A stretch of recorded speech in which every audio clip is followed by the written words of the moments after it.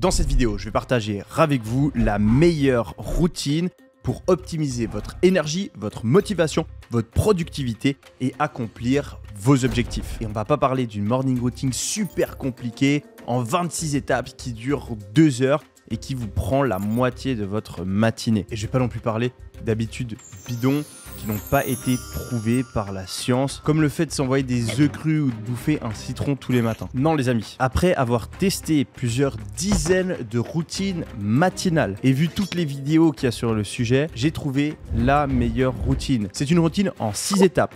Prouvée par la science, testée dans ma propre vie pendant plusieurs mois, facile à mettre en place et qui dure moins de 30 minutes. Et je vais vous avouer un truc les amis, personnellement, avant que j'ai cette routine, je passais la plupart de mes journées fatigué, démotivé, désorganisé et que mettre ça en place dans ma vie, ça a tout changé.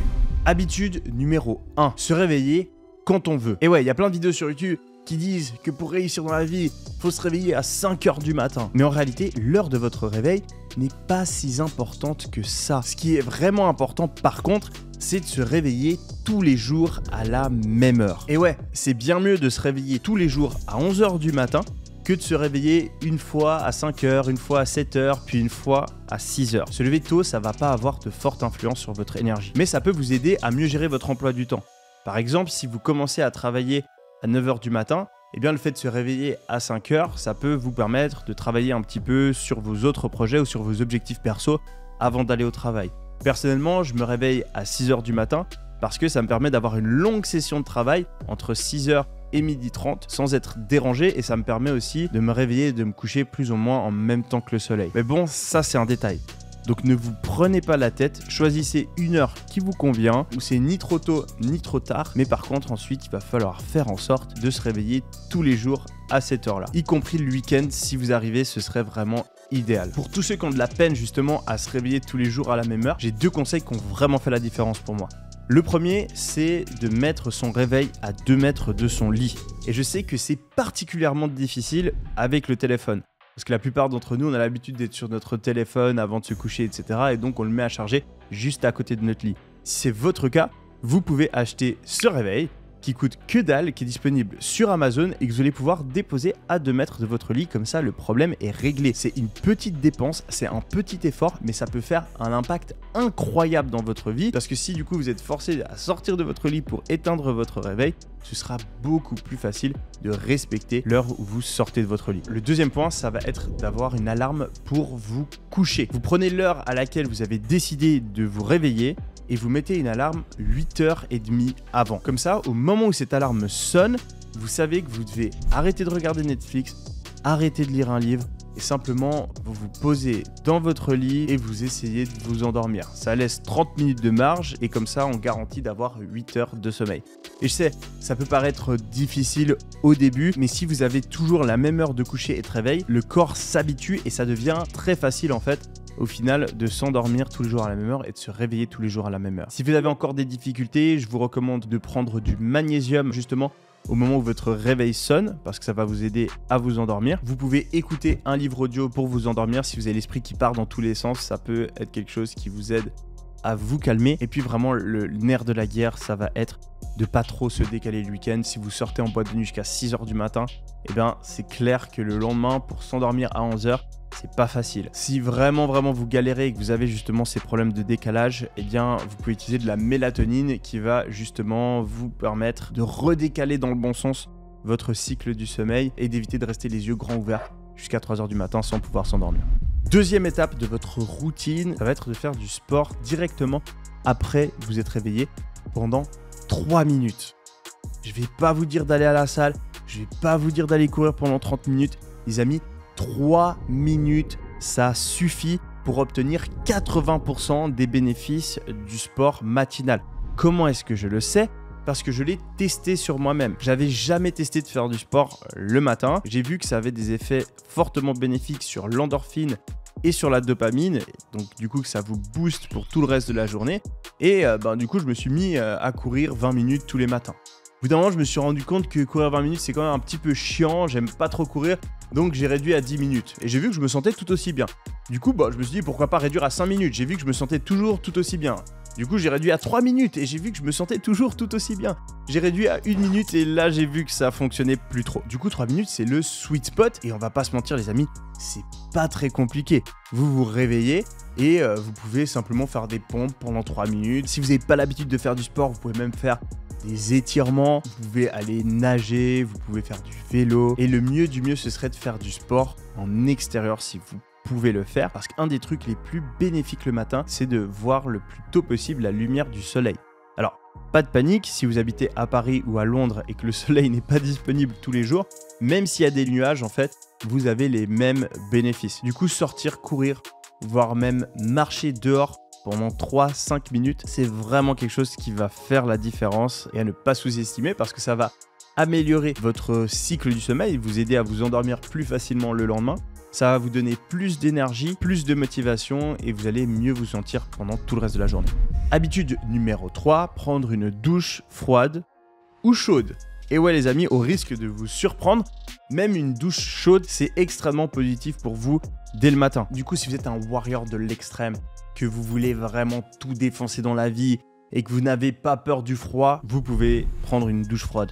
Si c'est pas le cas, ou alors que vous ne sentez pas vraiment mieux avec une douche froide, parce que ça dépend un petit peu de chaque physiologie, eh bien vous pouvez prendre une douche tiède ou même une douche chaude, parce que la douche, ça va de nouveau vous aider à vous réveiller plus vite, ça va augmenter votre dopamine pour tout le reste de la journée et puis ça va aussi avoir un effet psychologique non négligeable parce que quand on est dans la douche, on n'est pas sur notre téléphone, on est en train de parler à personne, donc ça nous permet de nous recentrer sur nous-mêmes et ça permet de nous sentir vraiment réveillés, propres et donc d'entamer la journée de la bonne manière. Vous vous rendez bien compte qu'en sortant de la douche, vous vous sentez plus prêt à affronter la journée que si vous sentez la transpiration, le moisi et que vous êtes contenté de vous habiller en sortant de votre lit. Étape numéro 4, ne pas manger de nourriture, mais manger des compléments alimentaires. Alors, laissez-moi vous expliquer. Une des choses qui réduit le plus notre énergie le matin, c'est la digestion. Ça, c'est une énorme erreur que j'ai fait. Moi, j'ai toujours entendu, oui, le petit déjeuner, c'est le repas le plus important de la journée. Et donc, le matin, je me faisais un bon gros bol de céréales avec du lait. Et puis, à force de tester différentes routines, en fait, j'ai remarqué que si je mangeais pas le matin, eh ben, j'avais une acuité mentale décuplée. J'étais beaucoup plus motivé, je réfléchissais mieux, j'avais plus d'énergie et j'arrivais à être beaucoup plus productif. Du coup, j'ai arrêté de manger le matin. Mais ça, c'est pas non plus idéal parce que du coup, vous avez un repas en moins et vous allez avoir moins de nutriments, moins de protéines. Du coup, ce que je fais maintenant, c'est que mon premier repas, en fait, c'est un simple shake de protéines et c'est aussi le moment où je prends la plupart de mes compléments alimentaires. Parce que oui, on peut pas se nourrir uniquement de compléments alimentaires, mais les compléments alimentaires, c'est un outil extrêmement pratique pour avoir une alimentation saine. En effet, vous voyez sûrement passer sur les réseaux le fait qu'il faut manger du poisson pour avoir des oméga 3, il faut manger des épinards pour avoir des vitamines, il faut manger des oranges pour les vitamines C, il faut manger des sardines pour les vitamines D, etc. etc. Mais toutes ces vitamines là, les amis, on peut les obtenir avec des compléments alimentaires et c'est les exactes mêmes vitamines. Et c'est beaucoup plus facile de manger quelques pilules le matin plutôt que de se forcer à manger des sardines alors qu'on les aime pas et puis de faire un tournus régulier pour avoir plein de nourriture différente. Oui, l'idéal ce serait d'avoir des aliments frais et une alimentation extrêmement variée, mais c'est pas à la portée de tout le monde et du coup, prendre des compléments alimentaires le matin nous permet d'avoir une alimentation peut-être un petit peu moins bonne le reste de la journée et de quand même bénéficier des bienfaits de tous ces suppléments. L'idéal pour les compléments, c'est de vous renseigner, voire d'être suivi pour un médecin parce que ça dépend un petit peu de vos conditions. Mais je vais partager avec vous les compléments alimentaires qui sont utiles pour le plus grand nombre de personnes et qui sont les plus prouvés par la science et que j'ai personnellement incorporé dans ma routine. Du coup, je vais prendre 500 ml d'eau avec de la protéine végétale. Personnellement, je supporte pas bien le lactose comme environ 40% de la population. Du coup, c'est pour ça que je préfère prendre des protéines végétales. Ensuite, vous pouvez prendre des acides aminés, de la L-glutamine, de la créatine, des oméga 3, un multivitamine, de la vitamine D et du magnésium. Habitude numéro 5, faire de la méditation ou des exercices de respiration. Alors, je suis prêt à parier que vous avez entendu ces mots et que vous êtes dit « Ah non, pas encore quelqu'un qui me parle de méditation. Moi, je suis un mec rationnel. Je suis un mec qui croit dans la science, les trucs logiques, etc. Ces trucs de méditation, wouhou, c'est pas trop mon truc. » Mais ce qui est trop marrant, c'est que la plupart des gens analytiques qui suivent la science et les raisonnements logiques, eh ben, ils font pas vraiment de méditation, alors que la méditation, c'est une des habitudes les plus étudiées et prouvées par la science pour son efficacité. Et ouais, il y a des études qui disent que la méditation, ça a un meilleur impact sur la santé mentale que d'aller chez le psy. La méditation, ça a un meilleur impact sur votre santé émotionnelle que certains médicaments. La méditation, c'est littéralement le sport de l'esprit. Et le truc, c'est que quand on n'a pas l'habitude de faire du sport, eh bien on se dit que le sport, c'est chiant. On se dit que le sport, ça marche pas, parce que c'est pas en allant 3 fois à la salle qu'on va obtenir des résultats. Et tous ces raisonnements-là, en fait, vont nous pousser à ne pas faire de sport. Eh bien, pour la méditation, c'est la même chose. On a plein de raisonnements qui vont nous pousser à ne pas faire de méditation. On va essayer d'en faire et on va se dire « Ah, on n'arrive pas, c'est pas fait pour moi, j'arrive pas à rester tranquille ». On va se dire qu'on voit aucune différence dans notre vie. On va se dire que c'est une perte de temps. On va se dire qu'on le fera plus tard. Mais tout ça, en réalité, c'est simplement des excuses qu'on se trouve parce que la méditation, bien que ce soit simplement le fait de rester assis pendant 10 minutes en pensant à sa respiration, eh bien, c'est pas quelque chose de facile. Parce que quand on est seul, sans distraction, on est confronté à nos pensées, on est confronté à tous nos problèmes. Et du coup, si vous avez de la peine à faire de la méditation, si vous avez l'impression que ça marche pas, si vous avez la flemme de le faire, eh bien c'est très probable que vous soyez quelqu'un qui en a extrêmement besoin. Alors, si vous avez déjà essayé de le faire et que vraiment vous vous connectez pas avec ça, un truc qui a un effet très similaire et qui est un petit peu plus abordable, c'est de faire des exercices de respiration Wim Hof. Vous allez respirer d'une certaine manière pendant 5-10 minutes.